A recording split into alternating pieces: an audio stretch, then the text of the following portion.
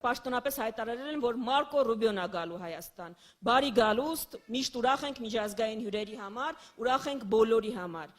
Բայց չենք կարող չնկատել, որ այս եվրոպացիների այցը, ամերիկյան բարձրաստիճան պաշտոնյաների այցը խոշոր հաշվով նախընտրական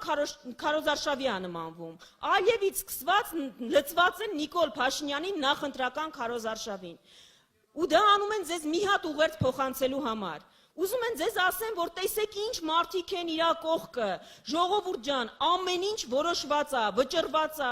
դուք էլ շանս չունեք, ժողովուրդ, սուտ են ասում եւ սխալ են ասում։ Նույն այդ պաշտոնյաները Հունգարիա էին գնացել ընտրություններից մեկ շաբաթ առաջ, աջակցում էին գործող վարչապետին,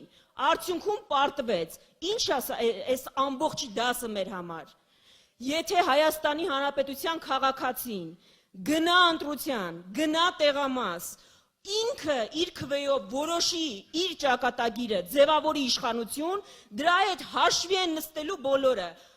Թրամփն էլ, Պուտինն էլ, Ալիևն էլ, Էրդողանն էլ, դուք եք որոշում ձեր ճակատագիրը։ Հայաստանում է որոշվում մեր ճակատագիրը։ Նրանք, ովքեր այսօր աջակցում են Նիկոլին, առաջինն են շնորհավորելու նոր ձևավորված իշխանությանը։ Դրա համար, ժողովուրդ ջան, պարզ ընտրության առաջ ենք։ Մի կողմից Ալիևի սրտի թեկնածուն, այդ սրտիկները ոչ մեզ է, ոչ ձեզ է, դա Ալիևին է։ Ալիևի սրտի թեկնածուն, մյուս կողմից հայերը իրենց թեկնածուներով։ Մենք չենք կարող Ադրբեջանի, Թուրքիայի ու Հայաստանի միջև չընտրել Հայաստանը։ Դրա համար հունիսի 7-ին մենք ընտրում ենք հունիսի 7-ին համար